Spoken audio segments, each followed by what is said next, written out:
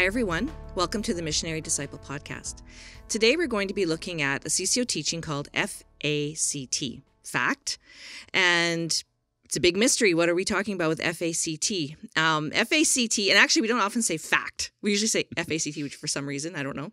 We made it an acronym and we don't acronym it. But F.A.C.T is related to actually our choosing of leaders. How do we know which leaders that we should, which people we should bring up into leadership? And how do we sift through all of the beautiful people out there to know like who would really be suitable? So I'm going to start with you, Michael, with just starting with why do we do this kind of effort in selection to begin with before we unpack for our friends F.A.C.T? Why selection? Well, usually when we look at the importance of the leaders in a movement, the movements that you're going to lead or that you have in your campus, your parish, it's dependent upon the quality of the leaders. It's only going to go as far as the leaders will take it. And if there isn't a great crop of leaders to be able to move something forward, then you're going to limit your capacity. You're going to put a ceiling basically on how high you can get. So the selection of your leaders is vital. So what are the things that go wrong with leaders? Like what if we don't choose well, what will go wrong? Lots can go wrong. Lots can go wrong, right? Yeah. I think one of the biggest things is if you're looking, for instance, at leading faith studies, if your leaders only have a capacity of taking people to here, then your people can only go so far. The people that they're leading, there's only so much they can offer to the people in the studies. There's only so much leadership they can draw out of the people that they're leading, and so there's a lid that's there. Okay, a lid of their leadership. Any other things to add? No, I just like how you said, like, if the leader can only take it this far, they can only take that. So the entire movement will only ever go this far. And it affects the number of people that will join, how attractive it will be for others, and the amount of years it'll exist for. It will likely fizzle. Absolutely. Yeah. I'm thinking of some of the real practical things of leadership, too, is just flaky leadership, like people who come and go, or they say they're going to do it, but they're not going to do it, or you're counting on them, but now they're on to another thing. So, or they don't have the capacity or like whatever. So I think what limits most movements or ministries is when people can't do what we need them to do. They're not going to do it. They can't do it. So how do we figure out who's a good choice to come up into that? So, well, CCO's got all the answers. It's F.A.C.T, don't you know? So F.A.C.T, unpack that acronym. What are the four words? Yes. So F is faithful, A is available, C is contagious, and T is teachable. So that's, some people would say FACT, F-A-C-T. Those are the two ways that we refer to those qualities that we're looking for in the leaders. Okay. So maybe, Michael, just do a quick flyby of the four, like in two or three words really fast. Sure. And then we can unpack them separately. Okay. Well, faithful, I'd look at two dimensions. First, you're looking at faithful to the church, to the teachings of the church, that they have a prayer life, sacramental life, that sort of thing. But also faithful to the particular mission that you're trying to live out. There's lots of great things that people can do. So it's important that if you're trying to have a leader for a particular mission, that they are not only just faithful to the church, but also faithful to what you're trying to do. Yeah. Available is just that they're willing to give you time. There are some great people, but they just might be so busy with other things, and they might be great things. So they need to show that they are giving time. Contagious is that they have that ability to draw other people in. And it doesn't have to be that you're the loudest, the most outgoing, the funniest.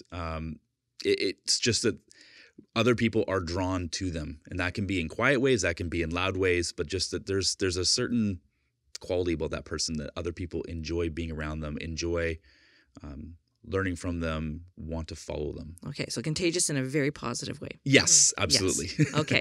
And then teachable is just that they're willing to learn. None of us are perfect. All of us need to continue to grow. And if a person isn't willing to be led and to be taught something, then they're really hard to work with. It's really hard to lead someone who doesn't want to be led. Okay, great. Okay, so where should we go with this next? I could do the historical. So we used to teach when you were... When I was a baby staff. When I was teaching you. Yep. I taught you F.A.T, FAT. We were looking for FAT leaders. That's right. And that was an acronym that I learned when I was with Campus Crusade for Christ back in the day. Far back in the day. And it meant faithful, available, teachable. But it was actually your wife That's right. Yeah. that challenge that model. And it's also just a little uncomfortable to say, but maybe you can take it up from here, like what Amy was inspired with and what you lived trying to do that with students. I mean, you might know the story better than I Maybe. do because we weren't married yet when she had the idea. But I mean, from what I understand, I mean, we looked and we said you could look and find people that are faithful, available, and teachable, but do other people want to spend time with them? You know, I think that's essentially what contagiousness comes down to is, and so I think that's where in conversation with you that she's kind of saying, I think we need to look also for people that are, and then somehow the word contagious came up, but like that there's that factor that other people enjoy being around you and would want to be led by you. Yeah.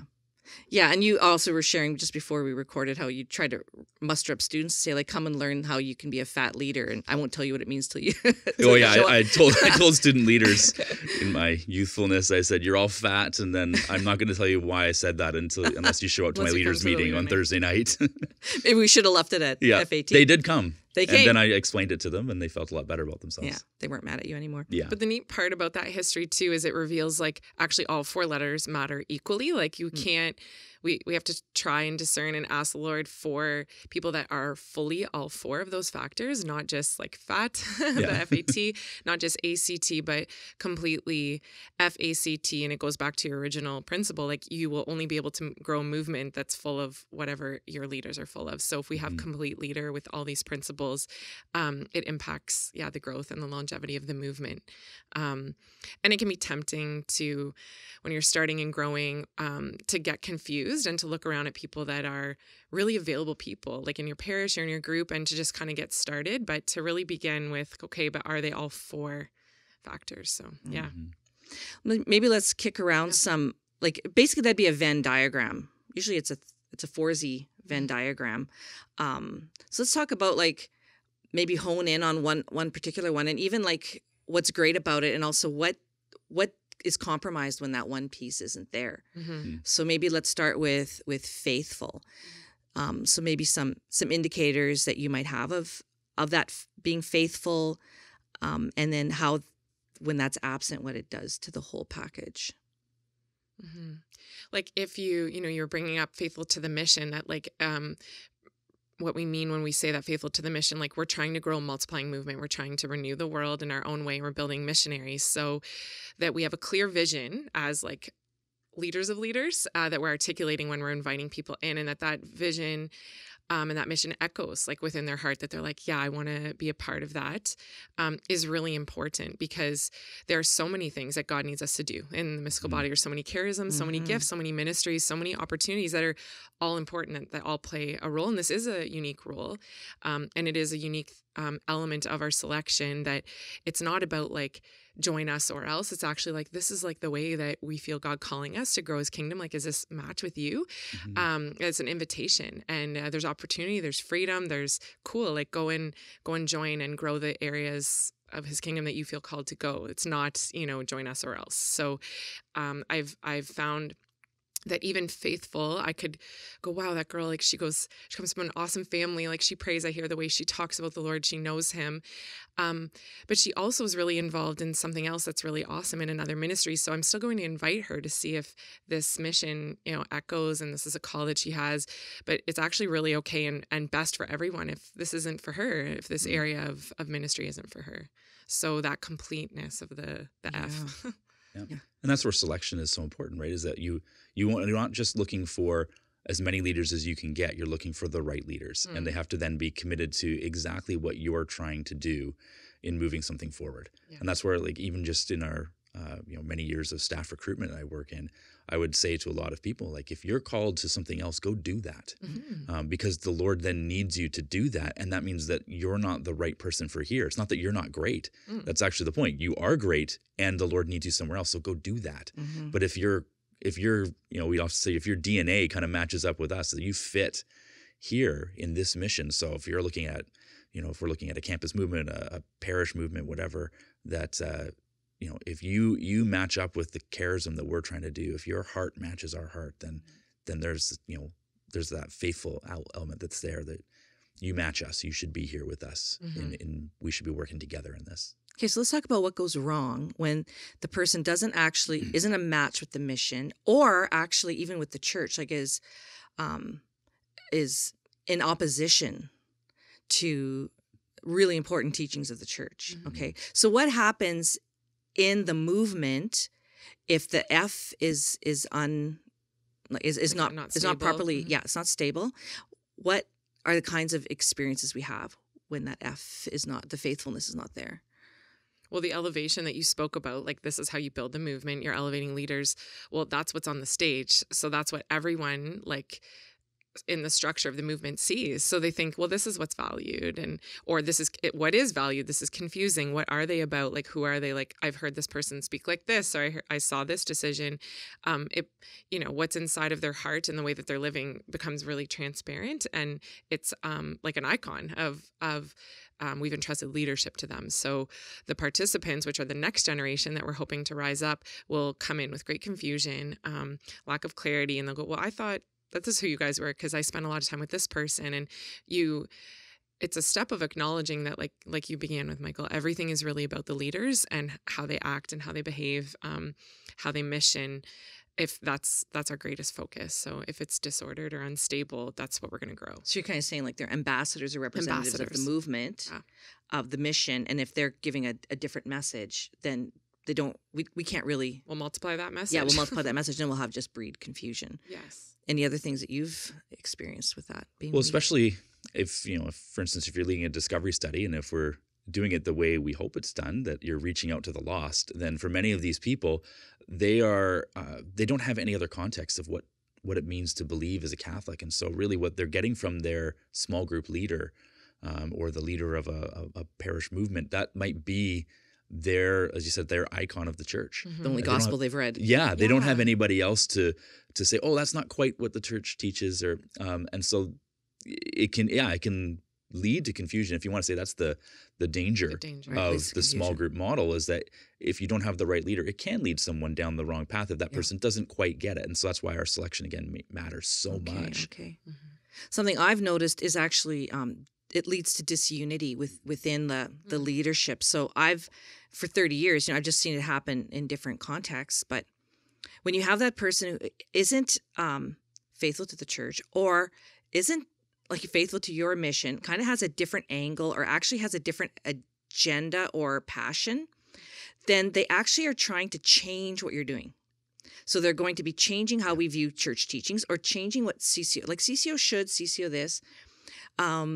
And so you're actually wasting a lot of emotional energy, right? And so then there ends up being whispery conversations in the background, and they're butting up against you, trying to make a change to what you are, which if they're on your side and they're faithful and they're just improving, it's constructive criticism. That's different. That's not what I'm talking about. I'm talking about a disunity of faithfulness to the core mission or the core beliefs of the church. And so if you chose that person wrong and they think they're a leader with you and actually they are causing a problem, it's a big problem. So you're better off to pick well at the beginning and to get to know the person and their views on church teaching, how passionate they are about the exact ministry you're doing, your objectives, your methods, and if they're actually contributors, not detractors, right? And I think we also have to have some degree of moderation in that too, that it's not that this person now has to know every single thing the church teaches and have to have a perfect catechetical background before they could lead a discovery study. There is a balance that needs to be struck there. We're not looking for perfection in people. We're looking for people who are willing to be faithful, who are willing to learn, who are willing to say, I don't know what that is, but I'm willing to put my trust in the church and trust in what we read in the scriptures. And so it's that's super blendy into teachable. Yeah, absolutely. Right? So do we have signs of faithfulness? Yeah. And a purity of heart and purity of intention. Like we have signs of that DNA is there. And like we can, through the teachable also, now I know I can grow it all up nice. It's undergirded with that openness. Yeah, we just don't want to get into where like you have to have absolute perfection or else somebody can't be a leader. Then, well, we're not going to find any leaders because none of us are perfect. So, and some of those markers as early as discovery, like you see a budding new leader, it'd be like they actually did the challenges. Okay, they're going to church and they're loving it. They went to confession. It was like they felt something, and the things that we're teaching them, they're receiving it and they're living it out. So there's a faithfulness to the teaching they're receiving. Mm-hmm. So a few little like delicate signs. But let's move on to A, available. So let's maybe unpack a little bit more about what available looks like, and then kind of like when it's not there and what that doesn't look like, what that does. I think like available to the requirements, like the little, the job description, if you will, of what it means to be a leader. So what does it look like in this particular setting? Is it a couple of times a month that there's a leader training? Is it, culturally, like they've taught us that it's important to come early and linger later. Am I willing to make room for that? And then just to the, like our approach with intentional accompaniment is really noticing the individuals. So attached to that is often time, right? Meaning like I really notice this person checked out or hurting. I will make the time. I will make myself available. I am available, to steward some time in that direction for that person this week, calls, texts, and time spent with them. So it is available by way of time. Yeah. Mm-hmm. One thing that's always bothered me is when I try to make myself available to something and somebody says, oh, you must be too busy. And so they kind of like deflect the offer. And I've had this happen to me a few times because people look and go, oh, well, you're involved in full-time ministry. You have a family. You've got children. Like you clearly can't be available to me, even though I've said, hey, I would like to help you with this ministry or that ministry. And they go, well, I mean, and they make excuses on my behalf. And so sometimes we can look at somebody and say like, oh, you must be too busy. But what we need to look for is the sign is, are they making the time? Yeah. I can think back to students on campus who were in the busiest programs, and I would look and say, there's no way that person could be a leader. They're clearly too busy. They've got labs 18 engineering classes a day or something, and but then they're coming and saying, I want to lead a faith study. I want to reach out to my friends. And you're going, well, okay, you're making yourself available. So it's looking at those signs saying, are they making the time, whatever the reality is of their life, are they making themselves available? Are they making the time for the ministry that you are trying to run? If they are, then they're demonstrating that they're available to you. Whereas they might look like they have all kinds of time, but if they don't give you that time, that means that they're not making themselves available to you. Yeah. And so this just may not be the right fit at that moment. So good. Or maybe it's an opportunity for you to encourage and say, hey, would you consider this? And you can be pushed in a little bit, but it's you've got to get the feedback in a way that. And when you're like first starting out building, a movement like on, a Connect campus or an expansion or in parish, like, okay, what does it look like to look like someone's, available? It's those markers. Like they came early this week. They've never come early before. It's lesson 4 and they're here early with a snack, or they lingered a lot and asked what we're up to this weekend. Like they themselves as participants of the studies, you'll start to notice those indicators and you're tracking and observing for when it comes time for selection, because they don't know that we're looking for that, but the Lord provides that pretty clearly, that they start coming to the large group event that you have, and okay, they didn't used to, and this is a change. This is a new place that the Lord is working and growing them. So he makes it kind of obvious for us to be able to choose. Yeah. How you take your time, use your time is a marker of what's happening in your heart. So when the students or the leader is willing to give that time, or the engineering student or the law student, they're making the time because it's a passion of the heart. Yeah. And then there's the other people that you might notice, like, wow, there's always excuses. Like I'm always listening to how busy they are or what it's like. So obviously this isn't the passion of their heart. So instead of being upset, like, well, they're so awesome, I wish they would, like, obviously if their heart's not into it, you're going to be disappointed again and again when they're in that leadership role, because their heart just isn't there. Yeah. So yeah, this availability thing, like what are some of the, I guess, what goes wrong? Yeah. What goes wrong when availability isn't there? Yeah. Well, when you're building your studies and your schedule and you think, okay, this is awesome, I'm pretty sure they're F.A.C.T and I've sat with them and they're available, you're building a small group around them. So there's people that are counting on having a leader to come out, and if they can't make it, or they thought they could, or they forgot about this project or this commitment, those, by the way, like life does happen and we cover for each other, and that's, but if it becomes a pattern, and actually in speaking with them, they're usually looking to be kind of released of that responsibility when you get to the heart to heart, and that helps us learn, okay, how can I select better next time? I don't know how we got here. How can I be more clear in my invitation? Because the threat would be it looks like a wishy-washy kind of movement where it's on or it's off and people are here and not here. When commitment is low, the message and the mission that we're trying to impart and entrust is compromised. Yeah. Like it makes what we're doing look kind of like optional and kind of whatever. Yeah, totally. And I think what helped me on campus working with students was laying out the parameters and expectations from the beginning. So saying to a person like, okay, you're awesome. I see all of these qualities in you. I would like you to be on this leadership something. And here's what I'm going to need here's the requirements. Here's the expectations. And it's going to not just be leading your study, but the training session. Plus, because you're a leader, I really need you at the large group events because the students need to see that my leaders go to this too. So it must be worth it. I also need you to be part of intercession. I need you to have a daily prayer time. I need you to go to weekly mass. These are all of the expectations. And I want you to pray about this because this is what I need your availability to be.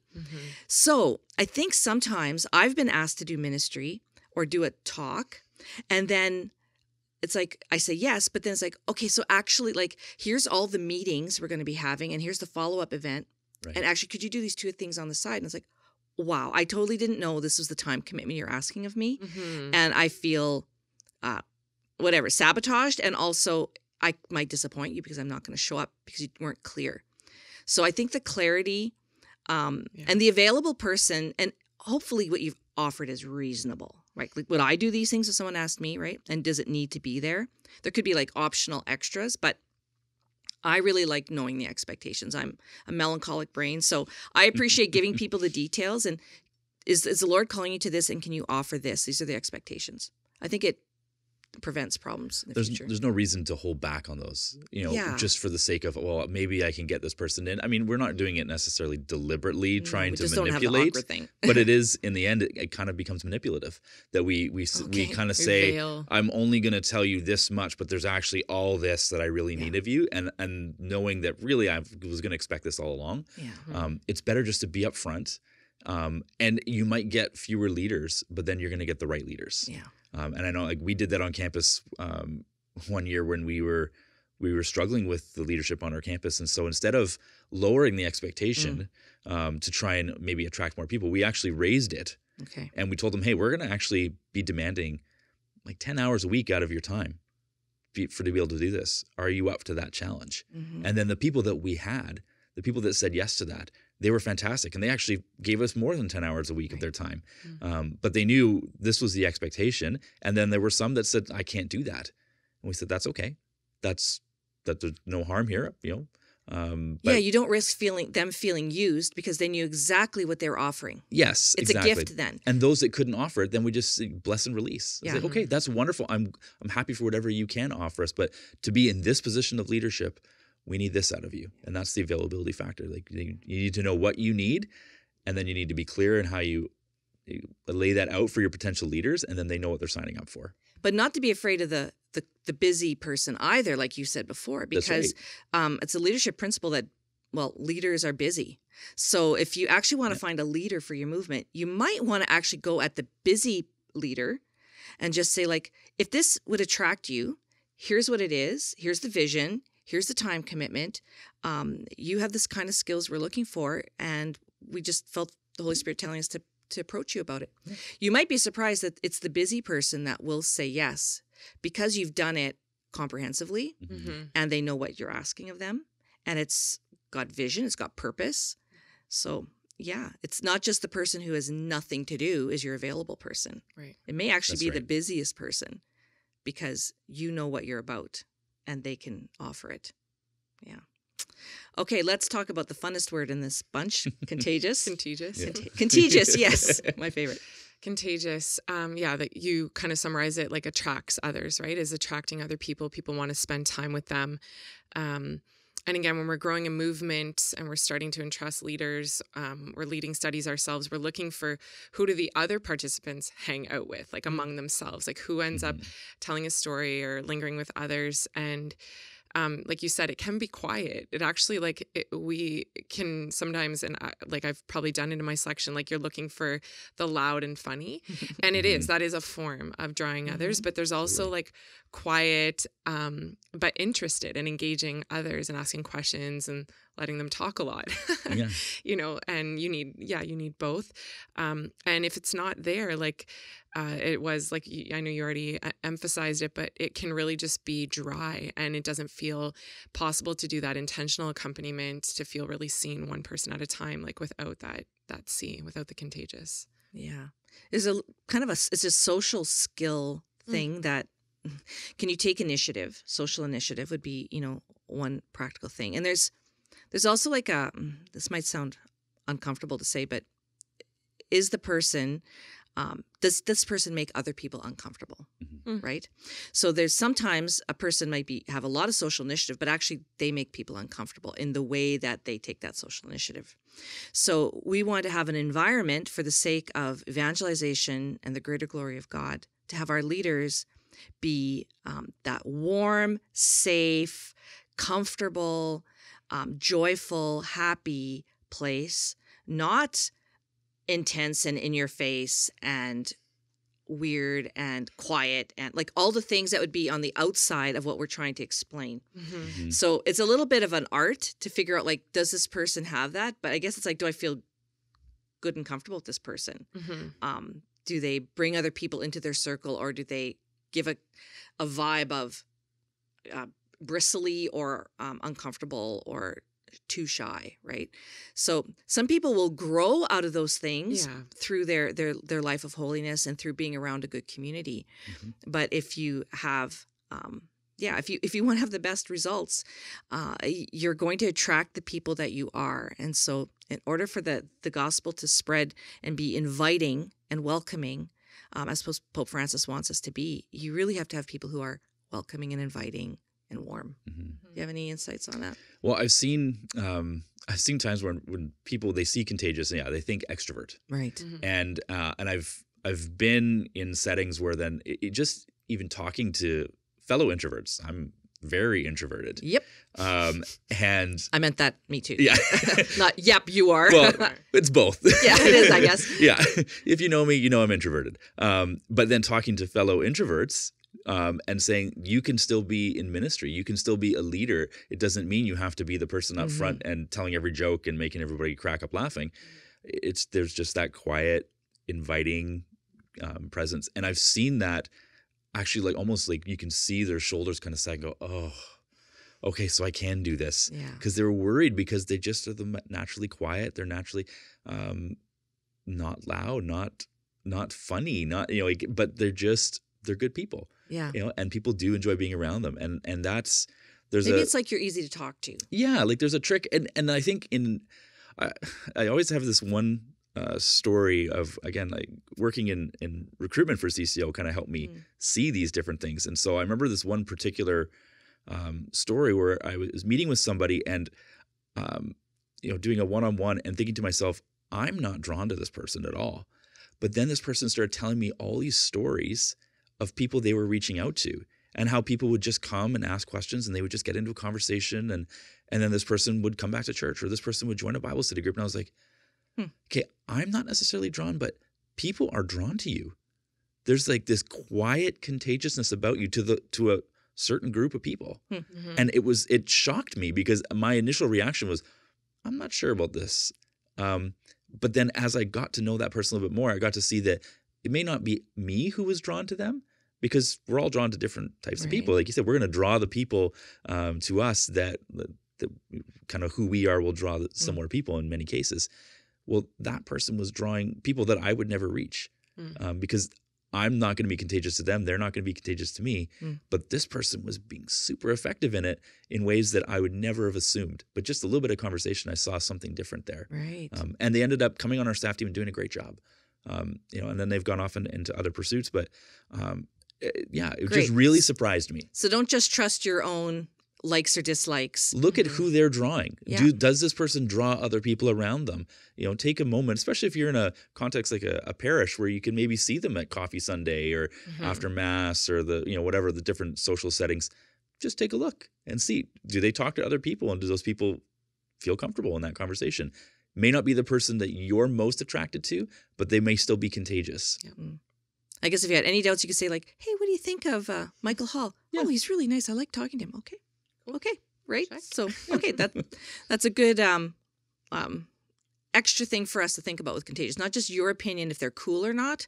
That's not what we're saying. There's a wider Look for the evidence. The evidence. Yeah. Evidence. And the key is, can they draw people in? Mm-hmm. Are they drawing people in? Because there are cool people that don't draw people in, right? And I like that example, like you said, about the circle and are you willing to open your circle? Because we do draw cool people, but then within the cools that are there, do they are they opening their circle? Yeah, because the cliquey is the other danger. Is a lot of cool people that are cliquey can be harmful to a growing movement. Yeah, and can become like exclusive and yeah. Right. So it's welcoming, drawing, that sort of personality is what we mean by contagious. Because contagious in its pure sense is you pass something along. Like there's an interaction there, right? Yeah. But positively. Okay, so teachable. I don't know how long we've been talking here, but teachable. Let's talk about that and what goes wrong when teachable's not in play. Mm-hmm.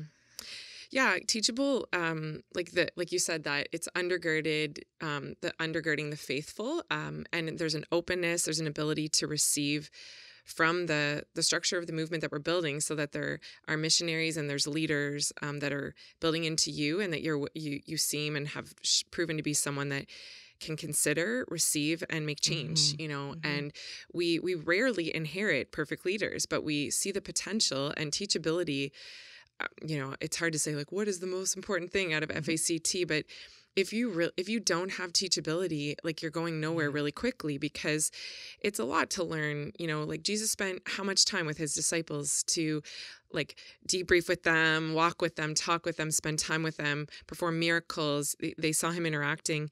It takes a lot for Jesus to grow the disciples. So for us, like, we know there's a road ahead with them. We know, like, we're not inheriting something perfect. We're going to be spending time with them, but there needs to be an element of teachability so that we can trust that along the way, as we challenge, as we say, hey, don't do that. That was really weird. Or that made this person feel like this. And well, they didn't that's a blind spot. And it's like really normal to need to get to work on growing them. So it's not a flaw in selection that there's things that we need to work on, but the vehicle or the road of teachability makes it really easy, because we're safe to bring things up with them and to grow them into the missionary that we know they can be. Yeah, working with someone who is teachable is just butter. It's just a dream. Like, it's like something went wrong, or you're teaching them how to do something, you're sharing, imparting vision, and they're like, okay, yeah, they're writing it down. Like your wife, okay? Like when I was working with her, she wrote down everything I said and she remembered it all, and she was taking it, assimilating it, and then acting it out and then sharing it with others. Like, there was a receptivity that was amazing. But then when you work with someone who isn't teachable, it's just like Ignatius said about Francis Xavier, he said he was the toughest ball of dough that I had to knead. Like trying to work that teaching in, and they're pushing back, they're counteracting, and it can produce great people. But if you want to have the easiest path, if you can identify or call out a teachability, like, I want you to be a leader, but are you willing to be teachable? And that means I'll show you how to do it. I'll give you feedback on how you're doing it, and are you open to being teachable? Right. And so that's just a really fun environment to work in. And when you are teachable, when people give you feedback, you're like, cool, okay, so I got to do it this way. Like, you can bounce with it, but if you're not teachable and you get that feedback, it can be devastating. It can be like crunchy. It's just like, it's got all these things going on. So teachable is just like this, I said butter, like, it just really makes everything so easy. Yeah. Mm-hmm. And it kind of allows for all the other, like the F.A.C.T to have the imperfection then, right? That we talked about, especially with faithful. If they're teachable, then you can work on the other things, as long as you can see the foundation of it. Yeah, that it's there. But if they don't have teachability, then you have to expect perfection in all the other things, because there's no room.